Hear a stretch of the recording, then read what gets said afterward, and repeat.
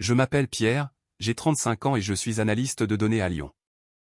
J'ai grandi sans père, j'ai vu ma mère cumuler 2 emplois juste pour nous nourrir, et j'ai appris très tôt que personne n'allait rien me donner gratuitement dans la vie. J'ai financé mes propres études, d'abord en alternance puis en master à l'université, et j'en suis ressorti sans dette parce que je travaillais la nuit dans un entrepôt de logistique pour construire ma propre vie, stable et tranquille.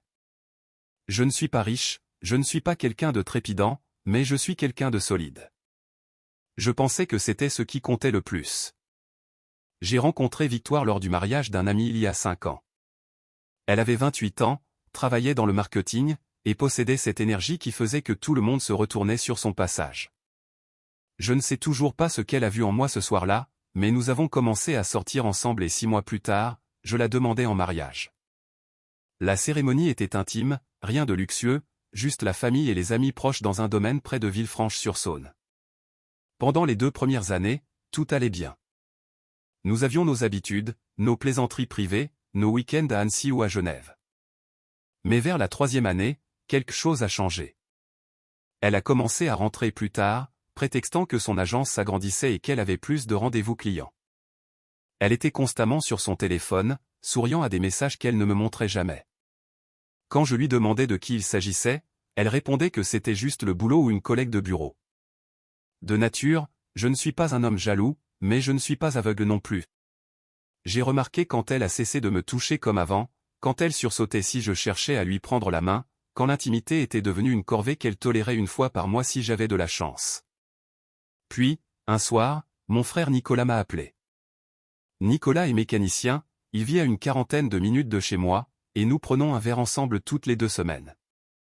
Il m'a dit qu'il avait vu Victoire dans un restaurant italien du centre-ville, celui avec la grande terrasse. J'ai demandé si elle n'était pas là pour le travail, mais il a marqué un silence avant d'expliquer qu'elle tenait la main d'un homme de l'autre côté de la table. Et quand il est passé devant, il les a vus s'embrasser. Il m'a envoyé une photo prise depuis son utilitaire. C'était flou, mais c'était bien elle avec ses cheveux sombres et la robe bleue que je lui avais offerte pour son anniversaire. Face à elle se trouvait un type en polo, la trentaine, bien coiffé, souriant comme s'il venait de gagner au loto.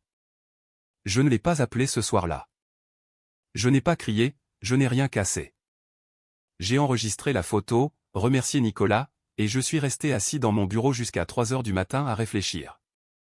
Le lendemain, j'ai agi normalement, j'ai fait le café, je l'ai embrassé sur la joue, je suis allé travailler, je suis rentré et j'ai pris des nouvelles de sa journée.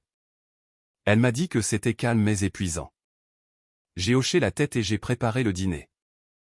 Ce week-end-là, j'ai fait mes recherches. J'ai consulté les factures détaillées de notre compte mobile et j'ai trouvé un numéro avec lequel elle échangeait constamment, parfois 50 fois par jour. En utilisant un annuaire inversé, j'ai obtenu un nom, Bastien Michaud. Je l'ai cherché sur LinkedIn. Responsable de compte senior dans une grande firme de conseil à la Pardieu.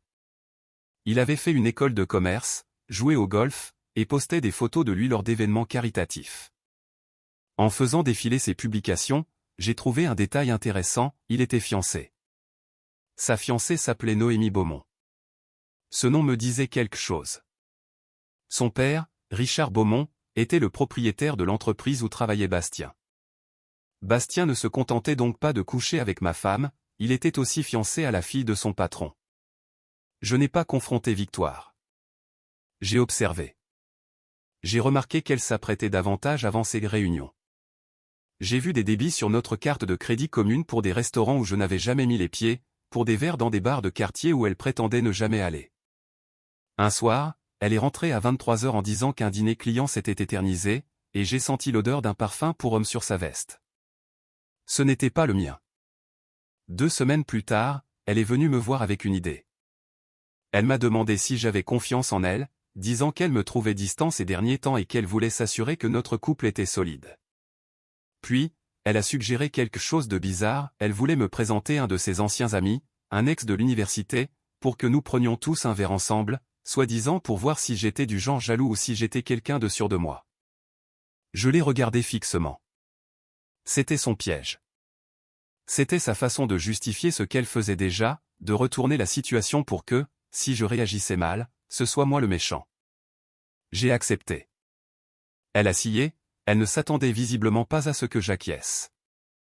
Je lui ai dit que ça semblait être une bonne idée si cela pouvait la rassurer sur nous. Elle a fixé le rendez-vous pour le vendredi suivant, dans un bar du centre à 20 h. Elle m'a dit qu'il s'appelait Bastien, qu'il s'était fréquenté brièvement à la fac et qu'il n'était qu'un vieil ami. J'ai dit d'accord. Cette semaine-là, j'ai acheté 2 objets en ligne, une caméra miniature en forme de bouton et un petit enregistreur audio qui ressemblait à une clé de voiture. Je les ai testés, je me suis assuré de la qualité et je me suis exercé à les positionner correctement. J'ai aussi appelé Nicolas pour le tenir au courant. Il m'a demandé si j'allais vraiment aller jusqu'au bout, et je lui ai répondu que j'avais besoin de preuves et qu'elle me les servait sur un plateau. Le vendredi est arrivé. Je suis rentré du travail, j'ai pris une douche, j'ai mis un jean et une chemise propre, j'ai fixé la caméra à ma poche et glissé l'enregistreur dans ma veste. Victoire portait une robe noire, des talons et du rouge à lèvres. Elle était magnifique, et je le lui ai dit. Elle a souri, mais son regard restait froid. Nous y sommes allés séparément, elle disait avoir une course à faire juste après. Je suis arrivé au bar le premier, j'ai commandé une bière et j'ai attendu. Elle est entrée 10 minutes plus tard, suivie de près par Bastien. Il ressemblait exactement à sa photo de profil, grand, sûr de lui, une montre de luxe au poignet et les cheveux gominés comme s'il auditionnait pour une pub de parfum. Victoire nous a présentés et Bastien m'a serré la main trop fort, trop longtemps. Pendant les 20 premières minutes, la conversation était banale, le travail, le sport, la météo. Puis Bastien a commencé à me tester. Il a fait des petites remarques sur le fait qu'être analyste de données devait être plutôt ennuyeux, ou m'a demandé si j'étais le genre d'homme qui aimait que tout soit planifié. J'ai souri et acquiescé, disant que j'aimais la structure. Victoire a ri, et j'ai remarqué qu'elle touchait sans cesse son bras en parlant. Bastien est devenu plus audacieux. Il a mentionné qu'à l'époque de la fac, Victoire et lui étaient très sérieux. Elle a gloussé en lui disant d'arrêter, mais on voyait qu'elle aimait ça. Il a parlé de leur soirée sauvage, suggérant que je ne savais pas la moitié de ce qu'elle faisait à l'époque. J'ai bu une gorgée de bière et j'ai répondu que c'était probablement vrai. Il s'est penché en arrière et m'a demandé si je ne m'inquiétais jamais de ce que Victoire faisait quand je n'étais pas là. Je l'ai regardé, puis je l'ai regardée elle, et j'ai demandé si je devais m'inquiéter. Victoire est intervenue pour dire à Bastien de ne pas être bizarre, tout en souriant. Bastien a ajouté qu'une femme comme Victoire avait besoin d'excitation, d'un homme capable de suivre le rythme. J'ai hoché la tête en disant que je supposais que oui. Au bout d'1 heure, Bastien s'est éclipsé aux toilettes. Pendant son absence, Victoire s'est penchée vers moi pour me murmurer que je me débrouillais très bien et que je n'étais pas jaloux du tout. J'ai dit non et j'ai fini ma bière. Quand Bastien est revenu, il s'est assis et m'a regardé comme s'il évaluait du bétail. Puis il a lâché la bombe, « Et qu'est-ce que tu ferais si je te disais que je couche avec ta femme ?» Le visage de Victoire est devenu livide. Elle lui a demandé ce qui lui prenait, mais il continuait de me fixer. Je n'ai pas sourcillé. J'ai demandé si c'était vrai. Il a arboré un large sourire et a confirmé que ça durait depuis 3 mois, ajoutant qu'honnêtement, elle n'était pas du tout dans ma catégorie. Victoire lui a attrapé le bras en lui disant de se taire, que ce n'était pas drôle, mais il l'a repoussé en disant qu'elle voulait me tester, alors voilà le test. Je me suis levé, j'ai sorti mon portefeuille et j'ai posé 2 billets de 20 € sur la table. J'ai dit que ça devrait couvrir mes consommations. Victoire m'a appelé pour que j'attende, mais je marchais déjà vers la porte. J'ai entendu ses talons claquer derrière moi sur le parking, elle criait que Bastien était ivre et qu'il ne le pensait pas. Je me suis retourné et je lui ai demandé froidement, « Est-ce que tu as couché avec lui ?» Elle s'est figée, la bouche bée. J'ai dit que c'était bien ce que je pensais et je suis monté dans ma voiture. Elle a frappé contre la vitre, me suppliant de la laisser s'expliquer, mais j'ai démarré et je suis rentré. Pendant tout ce temps, la caméra et l'enregistreur tournaient. Je suis arrivé chez moi vers 22h30, je suis allé directement dans mon bureau et j'ai verrouillé la porte. J'ai branché les appareils sur mon ordinateur et j'ai commencé à télécharger les fichiers. Mes mains ne tremblaient pas. Je ne pleurais pas. J'étais calme, méthodique, concentré. Nicolas m'a appelé 20 minutes plus tard et je lui ai dit que ça s'était passé encore mieux que prévu. Il a dit qu'il arrivait dans une demi-heure. En l'attendant, j'ai visionné les images. La qualité vidéo était correcte, suffisante pour voir les visages et le langage corporel. Le son était parfait. Chaque mot de Bastien, chaque rire de Victoire, chaque remarque méprisante sur mon côté ennuyeux, sur son besoin d'excitation, sur la façon dont il s'occupait d'elle pendant que je travaillais tard. Et puis le moment clé, à 1h12, Bastien affirmant qu'il couchait avec ma femme, de manière limpide, sans que Victoire ne le nie, paniquant seulement parce qu'il l'avait dit tout haut. Nicolas est arrivé avec son ordinateur et des bières. Il n'est pas un génie de l'informatique, mais il sait utiliser des logiciels de montage parce qu'il fait des vidéos de voitures.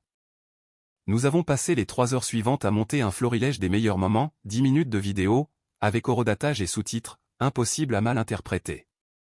Chaque main posée, chaque flirt, chaque insulte, la confession. Nous avons sauvegardé le tout en 3 formats et l'avons téléchargé sur un compte cloud privé. Ensuite, j'ai rédigé 2 emails. Le premier était pour Noémie Beaumont, la fiancée de Bastien. J'avais trouvé son adresse via sa page Instagram qui était publique et remplie de photos d'eux en vacances. Je suis resté bref, j'ai expliqué qui j'étais, j'ai dit qu'elle méritait de connaître la vérité sur Bastien et j'ai joint la vidéo. Le deuxième email était destiné à Richard Beaumont, le propriétaire de l'entreprise où travaillait Bastien. J'ai trouvé son adresse sur le site de la société. Même approche, j'ai expliqué la situation, mentionné les fiançailles de Bastien avec sa fille, et joint les preuves vidéo. J'ai envoyé les 2 messages à 2h47 du matin. Ensuite, j'ai commencé à emballer les affaires de Victoire. Je n'ai rien saccagé. Je n'ai pas jeté ses vêtements par la fenêtre comme dans un film de vengeance. J'ai tout rangé proprement dans des valises et des cartons, j'ai mis des étiquettes, et j'ai tout empilé près de la porte d'entrée. J'ai changé les serrures de la maison. J'ai appelé notre banque pour bloquer notre compte joint, puis j'ai transféré ma moitié sur un nouveau compte personnel.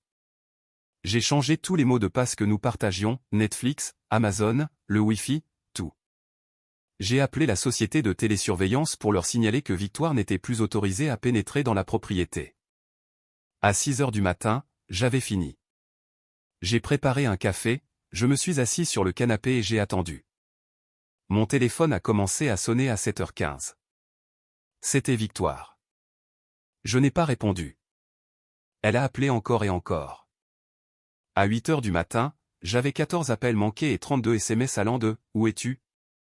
Ah, qu'est-ce que tu as fait bordel ?» en passant par « S'il te plaît, rappelle-moi ». Je n'ai répondu à aucun d'entre eux. À 9h, Bastien a appelé. J'ai décroché. Il a dit qu'il fallait qu'on parle, que je devais retirer cette vidéo et dire à Noémie que c'était un montage. J'ai demandé pourquoi je ferais une chose pareille. Il m'a expliqué que je venais de ruiner sa vie, que Noémie l'avait quitté, que son père l'avait licencié le matin même et que maintenant tout le monde pensait qu'il était une ordure. Je lui ai répondu qu'il en était une. Il s'est mis à hurler, me traitant de manipulateur, disant que je n'avais aucun droit de m'immiscer dans son couple et que ce qui s'était passé avec Victoire ne me regardait pas. Je l'ai laissé finir, puis je lui ai rappelé qu'il s'était vanté de coucher avec ma femme, que je n'avais fait que montrer la vérité aux gens, et j'ai raccroché. Victoire a rappelé à 10h. Cette fois, j'ai répondu. Elle pleurait, hurlait, me demandait comment j'avais pu lui faire ça, disant que je n'avais aucun droit d'envoyer cette vidéo à qui que ce soit. J'ai répondu qu'elle avait raison, que j'aurais dû la laisser continuer à mentir. Elle m'a traité de psychopathe. Elle a dit que j'étais un homme contrôlant et complexé qui ne supportait pas qu'elle veuille mieux. J'ai demandé si par « mieux », elle parlait de Bastien, le gars qui venait de se faire virer et larguer à cause d'elle. Elle a gardé le silence, puis elle a dit que je les avais enregistrés, que je lui avais tendu un piège. J'ai expliqué que non, c'était elle qui s'était piégée toute seule en m'invitant dans ce bar, en laissant Bastien dire ce qu'il avait dit sans jamais le nier. Elle a dit qu'elle voulait rentrer à la maison. Je lui ai annoncé que ses affaires étaient prêtes devant la porte, que j'avais changé les verrous et qu'elle ne devait pas revenir. Elle a prétendu que je ne pouvais pas l'expulser, que c'était aussi sa maison. Je lui ai rappelé qu'en réalité, la maison était à mon nom car je l'avais achetée avant notre mariage, et je lui ai conseillé de vérifier l'acte de propriété. Elle a raccroché. Au cours des jours suivants, les retombées ont été spectaculaires. Noémie a posté une longue story sur Instagram parlant de trahison et de respect de soi. Elle n'a pas nommé Bastien directement, mais tout le monde a compris. Richard Beaumont a publié un communiqué interne disant que Bastien ne faisait plus partie de l'effectif suite à un comportement incompatible avec les valeurs de l'entreprise. Victoire a essayé de m'appeler tous les jours, parfois 5 ou 6 fois. Je n'ai jamais répondu. Elle a envoyé des emails, de longs messages décousus racontant comment je l'avais détruite, qu'elle ne me pardonnerait jamais, que j'étais un monstre. J'ai sauvegardé chacun d'entre eux. 2 semaines plus tard, son avocat a contacté le mien. Elle réclamait une prestation compensatoire, affirmant qu'elle avait été financièrement dépendante de moi pendant le mariage. Mon avocat a renvoyé la vidéo, les relevés bancaires montrant qu'elle avait dépensé des milliers d'euros de notre compte joint pour ses rendez-vous avec Bastien, et une chronologie précise de sa liaison. Son avocat a cessé de répondre après cela. 1 mois plus tard, le divorce a été prononcé sans contestation. Elle a tout signé. 3 mois après cette soirée au bar, le divorce était finalisé. Victoire n'a rien obtenu, à part ses effets personnels et sa voiture qui était à son nom. Pas de pension, pas de partage des biens, rien. Mon avocat a dit que c'était l'un des divorces les plus propres qu'il ait jamais traités. Et tout cela grâce aux preuves, la vidéo, l'audio, les relevés bancaires et même des SMS qu'elle avait envoyés à des amis en se vantant de pouvoir avoir le beurre et l'argent du beurre. Le juge n'a même pas sourcillé. Victoire a tenté de lutter au début, elle a engagé un autre avocat, mais quand mon avocat lui a montré les aveux de Bastien en vidéo, il lui a dit qu'elle n'avait aucune chance. Elle a prétendu que je l'avais piégée et que l'enregistrement était illégal, mais dans notre juridiction, j'avais le droit d'enregistrer une conversation à laquelle je participais. Elle a essayé de dire que j'étais violent et contrôlant, mais il n'y avait aucune preuve de cela. Aucun rapport de police, aucun passage à l'hôpital, aucun témoin, juste sa parole contre une vidéo de 10 minutes où on la voit rire pendant que son amant insulte son mari. La vie de Bastien s'est aussi effondrée. Perdre son emploi n'était que le début. La nouvelle s'est propagée rapidement dans le milieu des affaires lyonnais, surtout parce que Richard Beaumont a beaucoup d'influence. Personne ne voulait embaucher le type qui avait trompé la fille du patron. Aux dernières nouvelles, via Nicolas qui a croisé un ancien collègue de Bastien, ce dernier est retourné vivre chez ses parents et travaille maintenant dans une concession automobile. Noémie, d'après ce que j'ai pu voir sur les réseaux sociaux avant de décrocher, semble s'en sortir très bien. Elle est partie en voyage en Grèce avec des amis, a posté des photos où elle semblait heureuse et libre, et a fini par passer son compte en privé. Tant mieux pour elle. Victoire, elle, a sombré. Je n'en ai tiré aucune joie, mais je n'ai ressenti aucune culpabilité non plus. Elle a emménagé dans un petit appartement dans l'Est lyonnais, le genre d'endroit avec des murs fins et un parking plein de nids de poules. Elle a perdu son travail aussi, pas directement à cause de l'affaire, mais parce qu'elle utilisait le temps de l'agence pour ses rendez-vous avec Bastien, et quelqu'un l'avait dénoncé après que l'histoire s'était ruitée. Elle a essayé de contacter nos amis communs, mais la plupart avaient déjà vu la vidéo. Quelques-uns sont restés neutres, mais la majorité a pris ses distances. Je n'ai dit du mal d'elle à personne. Je n'ai pas eu besoin de le faire. La vérité a fait tout le travail. Quelques mois après le divorce, j'ai commencé à voir quelqu'un. Elle s'appelle Rachel. Elle est infirmière, et nous nous sommes rencontrés dans un café près de mon bureau. Elle est douce, drôle, et n'avait aucune idée de mon passé jusqu'à notre 3e rendez-vous. Elle a écouté sans juger et a dit qu'il semblait que j'avais géré la situation de la bonne manière. J'ai apprécié cela. Nous avons pris notre temps et, pour la première fois depuis des années, j'ai eu l'impression de pouvoir respirer. 6 mois après le divorce, Victoire a débarqué à ma porte. Je rentrais tout juste d'un week-end à Annecy avec Rachel, et elle était là, paraissant avoir vieilli de 10 ans. Elle a demandé si nous pouvions parler. J'ai dit non, mais elle a supplié pour seulement 5 minutes. Je l'ai laissée entrer. Nous sommes restés dans le salon. Elle a dit qu'elle savait qu'elle ne méritait pas ça, mais qu'elle voulait s'excuser. Elle a dit qu'elle avait été stupide et qu'elle avait gâché la meilleure chose qu'elle ait jamais eue. Elle a demandé s'il y avait une chance pour que nous réessayions. Je l'ai regardée et je n'ai rien ressenti. Ni colère, ni tristesse. Rien. J'ai dit non. Elle s'est mise à pleurer, disant qu'elle ferait n'importe quoi. Je lui ai dit qu'elle n'avait pas fait une erreur, mais qu'elle avait fait un choix. Elle a choisi de tromper, de mentir et de m'humilier. Ce n'était pas une erreur, c'était sa vraie nature. Elle a demandé si je voyais quelqu'un d'autre. J'ai dit oui. Elle a demandé, déjà, et je lui ai rappelé que cela faisait 6 mois, que j'étais passé à autre chose. Elle a dit que j'étais froid. Je lui ai répondu que j'étais simplement honnête. Elle voulait de l'excitation, elle voulait Bastien, et elle l'avait eu. J'ai demandé comment ça s'était fini pour elle. Elle n'a pas répondu et elle est partie. J'ai fermé la porte et je me suis assis. Rachel m'a appelé peu après et j'ai dit que ma journée était excellente. 1 an plus tard, je suis toujours à Lyon, dans la même maison. Rachel a emménagé et nous parlons de prendre un chien. Je ne pense plus beaucoup à Victoire. Parfois un souvenir revient, mais il s'efface vite.